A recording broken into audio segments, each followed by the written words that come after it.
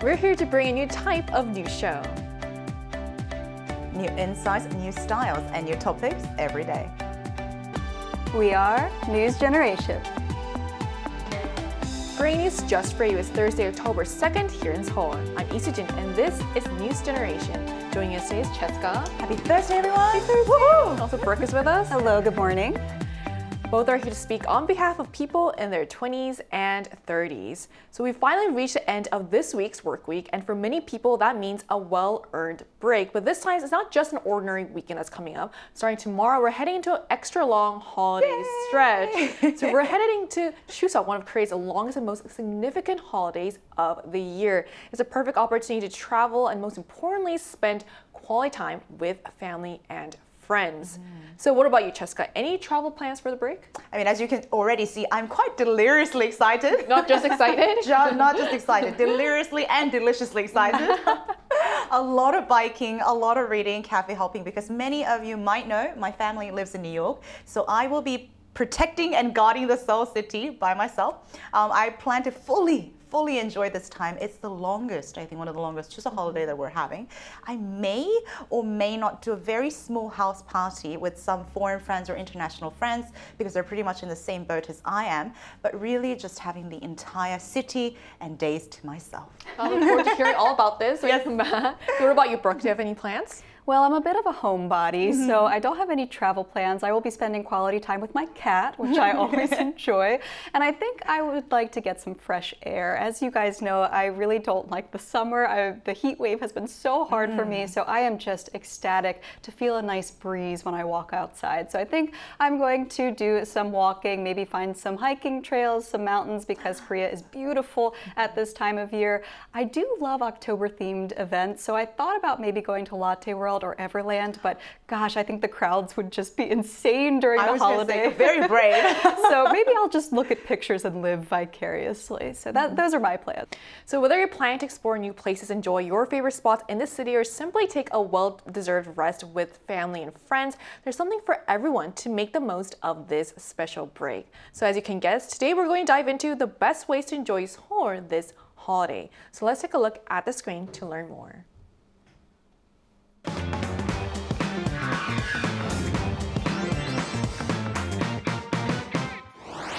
The holiday everyone in South Korea has been waiting for is finally here. While many people will be heading overseas, plenty are planning trips right here in Seoul. And for locals staying in the city, there's no shortage of things to see and do. From exciting events to breathtaking night views, today on News Generation, we're taking you on a tour of Seoul's must-visit spots and experiences this holiday season. So as we just saw in the video, Seoul is full of exciting events, stunning views, and unique experiences that make it such a vibrant city during the holiday. From bustling street markets and seasonal exhibitions to beautifully lit nightscapes and hidden local gems, there's something for everyone to enjoy. So whether you're exploring historic neighborhoods, checking out the latest cafes, or just soaking up the city's energy, there's plenty to enjoy in the capital over the holidays. So with so many people discovering Korean culture through dramas and films, have you noticed more foreign visitors coming to Seoul to experience it for themselves? I actually have, and this is an actual anecdote. I would be walking down the streets with my foreign friends, and they would actually comment that they notice a lot of international crowd and they don't feel so special anymore. So I try to remind them that in my eyes, you're very, very special. Thank you. Yes, Thank you. Very special. You stand out, don't worry. But it certainly seems like the K-wave is pushing people into and also pulling people into Korea. There's even a meme trending online that jokes that foreigners visiting Seoul end up quite quietly thinking to themselves, why are there so many foreigners around? Like, I thought I was the only one. So if you take a look at the screen, we have the actual figures to show you. Now, since July of last year, just in a year, the number of foreign tourists grew more than 20%.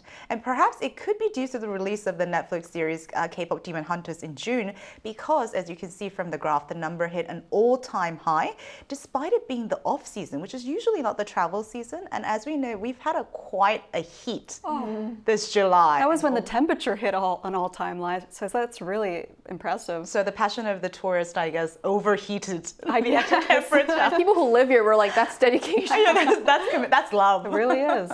So Seoul has been voted as a top city for young travelers and solo trips. Can you tell us more about this and what aspects of the city you think make it so attractive to these visitors? I sure can. Seoul is definitely one of those hot spots that's at the top of many travelers' lists these days. In fact, TripAdvisor actually named it the #1 city for solo travelers in 2025, and Tracy Travel readers crowned it their favorite worldwide city for the fourth straight year. You can see on the screen some of the beautiful sights that you can enjoy if you come to Korea. And given that I've been here for almost 10 years now, I think I can attest to the fact that it is a great place, not just to visit, but to live in as well. And it's because there's just so much to do. It doesn't matter what kind of person you are or what your interests are. For example, if you're a gamer like me, there are PC bongs for you on every corner. If you're a student or you enjoy cafes, Korea has some of the best cafes that any place has to offer. Cheska can give you some great recommendations for those.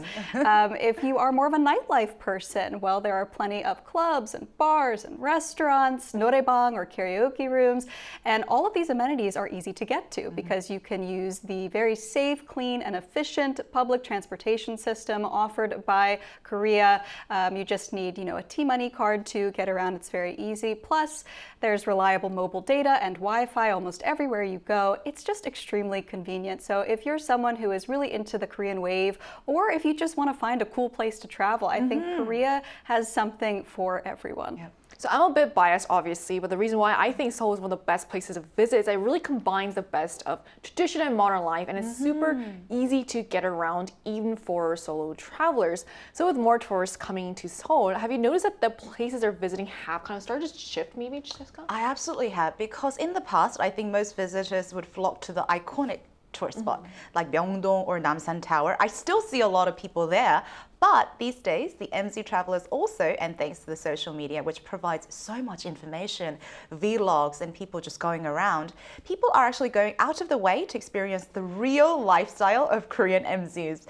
Something like snapping photos at the live four cuts, which is 인생 내 컷, which is a four cut photo booth, as you can see, or singing at karaoke rooms Korean style, or, as Brooke mentioned, even spending time at this wonderful PC cafes, where you get the games and you can order so many food. Oh, spaghetti, the best. We have the witness right here. And in fact, actually the usage of the popular live four cuts, 인생 내 컷 photo booth by foreigners has jumped by 65%. That's quite Wow. So as a local, do you have like a real Korean lifestyle experience you want foreigners to experience? So, like you, I'm a little biased because I am a real Korean. So my life consists around going to work and going to good cafe. That is classic Korea. You do have great cafe recommendations. I can attest to this. I gave recommendations. I have about 767 cafe recommendations. So if anybody curious, always leave me a comment. I would be happy to provide. Yeah. Do you know any other place that visitors are exploring now compared to the spots that they used to visit, bro? Well, I would say with all the K-pop Demon Hunters hype, people are coming to Korea because they want to see the places that were so beautifully highlighted in the movie and also spotlighted in other Korean content as well. And that includes Namsan Park, Gyeongbokgung, and the alleys of Bokcheon Hanok Village. And if you would like to visit any of these places, I would recommend going early in the day or at sunset if you want to get the most beautiful pictures possible. Make sure you double check the closures for these places so you don't go there and wind up being disappointed. If you want a more deeper cultural experience, I would highly recommend the National Museum of Korea. You're seeing it on the screen now. It has just been booming in popularity. It actually hit 4 million visitors in August, and it's on track to top 5 million visitors for the first time this year. So congratulations to the National Museum. It's a beautiful place. It has all of these gorgeous, enormous galleries, numerous special exhibitions, and family-friendly programs. Every time anyone visits me in Korea, I take them right to the National Museum because it's an all-day affair. You can spend the entire day there and not even scratch the surface of what they have to offer. Plus, as you just saw at the end there, their gift shop is phenomenal. I was going to add, you have to mention the gift shop. You can get everything and anything. Yes, it's a wonderful place to go. So definitely highly recommend. Yes. There's a lot of places to visit, so to get a broader perspective on things we can do, we're getting a fresh perspective from someone who's living in Seoul but from a different country. That conversation will take place right after the break, so stay tuned.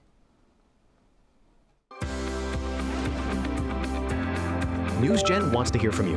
go to YouTube and search out Channel Arirang News. Click Posts and cast your vote in the poll. Make a new type of news with us. So we're joined today by Holden, who's from the US but is currently living in Seoul. Hi, Holden. Thank you so much for connecting with us today. Hi guys, how's it going? Good. So with so much to see and do in Seoul, it can be kind of hard to keep up. So is there a place that you've recently discovered that really impressed you and that you suggest to others to check out? It's a great question. There's so much to do in Seoul. I think Seoul is known for their cafes, nightlife, things like that. But I think an underrated part of Seoul is the access to nature. So when people visit the city, and I just don't think people know too much about this, but there's just so many great hiking trails. There's obviously the Hangang, which runs through the city, which has so many different access points and things. But there's like real legitimate hiking in Seoul. So when you come and visit, just explore, like you mentioned previously, it's really accessible via like public transit. So as long as you have your T-Money card, you can get dropped off near where the hiking trails start. And that's what I've loved to do recently, especially as the weather's gotten nicer. You know, I've lived in many other countries, but I think one of the beauties of Seoul is that it is really safe at night, so you really get to enjoy the beauties of the night as well. Do you have a favorite place or spots to take in the city lights or enjoy the nightlife? Yeah, I have a 2-year-old daughter, so I'm not doing much nightlife these days. But I think, like I mentioned, Hangang at night, especially as the sun is setting, is lovely. Probably my favorite. So what a lot of Koreans do is bring out like camping chairs and tents, maybe order some fried chicken to the park itself and just enjoy the skyline and the sunset. I think that's my favorite thing to do at night in Seoul. Well, hi, Holden. Thank you so much for joining us. You've really inspired me to maybe take a look at some nature during this holiday break. But for anyone who is planning a trip to Seoul, what's one tip that you'd give them before they come? Yeah, since living here, I've had some family and friends visit, and the number one thing I guess tell them to do is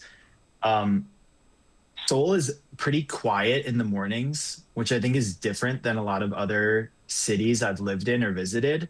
So I think just for people visiting, have a healthy expectation that maybe you want to just take it easier in the mornings. Don't expect cafes to be open. You know, American cafes open so much earlier, but in Seoul, things don't start to wake up until maybe 9 a.m. at the earliest. So, you know, take your morning slow, maybe do a little exercise, have breakfast at the hotel, something like that, and then just ease into the day.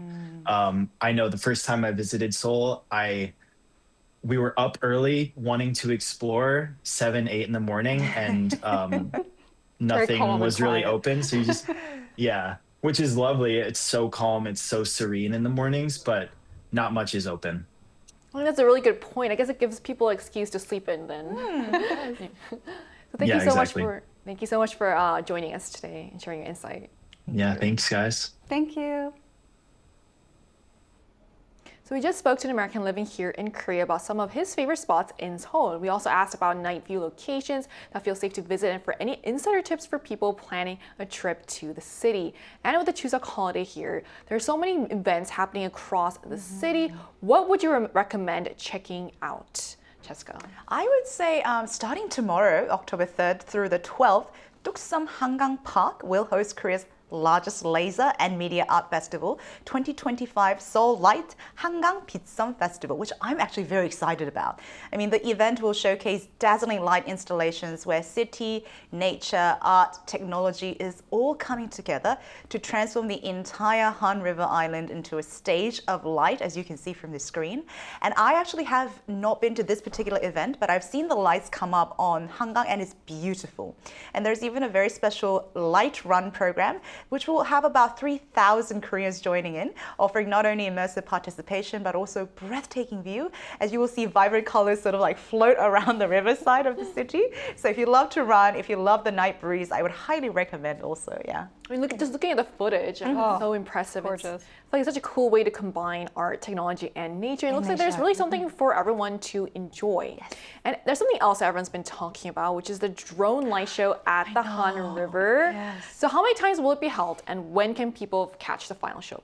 Well, first, I just want to say Korea is so good at this stuff, like the artistic, futuristic kind of performances. I always brag to my family and friends in the States, like, oh, when you land in Incheon Airport, there are robots that greet you. You know, Korea is just so good at it.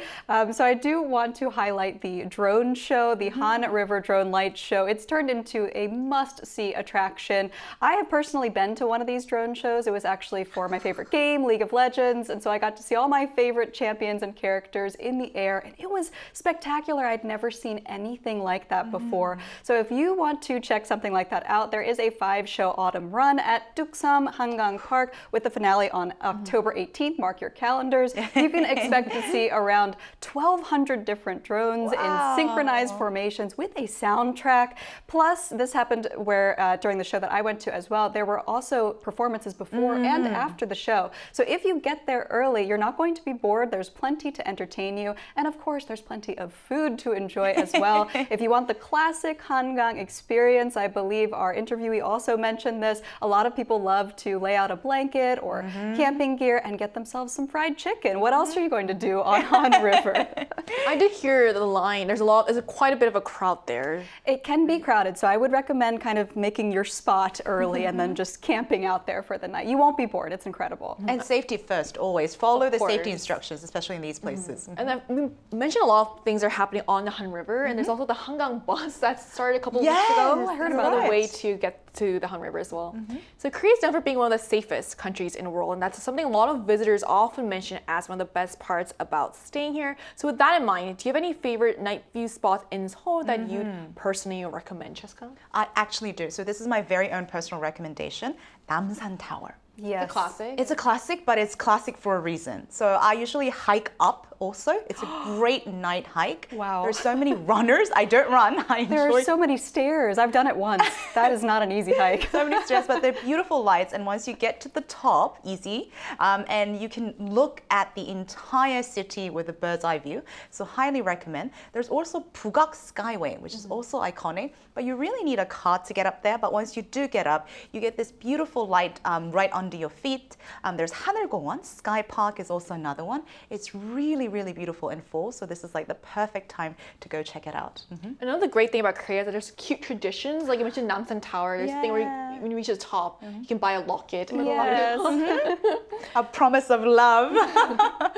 So I love that Seoul offers so many options depending on what kind of view or experience you're after. So even though some spots are already very famous, so which historical or cultural sites in Seoul would you recommend for visitors, especially if they want to see the city kind of come alive at night? I would agree, Namsan Tower is beautiful, and I would say for anyone like me who is not as athletically inclined, there is a tram, there's like a gondola that can take you up. You do not have to hike all the way up there unless you want to. Thank you for mentioning that. And you can get some great scenic views there. And I also want to mention some other classics because I don't want to take these for granted. Again, like you said, they're classics for a reason. I want to talk about the royal palaces. So we have Deoksugung, Changgyeonggung, Gyeongbokgung, and Changdeokgung in Seoul, and these are gorgeous at all hours, of course, but there is something truly magical about them at night. You're seeing pictures and footage of it, and it can't even do it justice. It's so pretty. You really have to be there. You have to go. You really have to check it out. And for foreigners, I'd like to give you some special instructions because